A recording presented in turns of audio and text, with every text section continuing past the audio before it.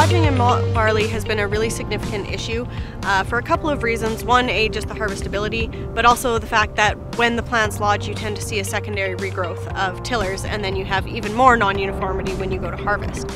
In Europe, they use plant growth regulators as an effective and fairly economical way to manage lodging, typically by reducing height and increasing stem strength.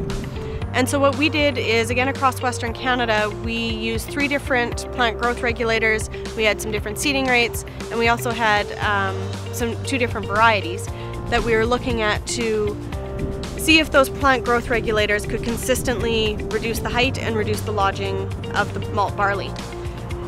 We did tend to see a consistent reduction in height. We did not see a consistent reduction in lodging.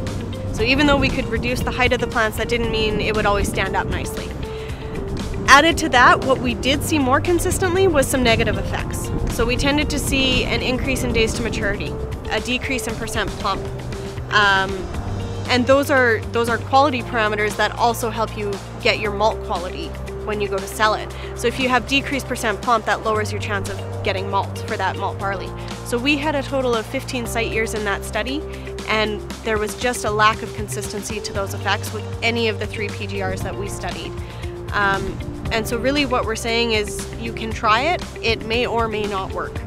And so whether that leads us into looking at different PGRs that are available in Europe, again looking at maybe something like a paired row opener where you can have a thicker canopy or change your seeding rate around to try and mitigate that lodging. There's a few other options, but we're not waving a real big green flag for the PGRs at this point in time.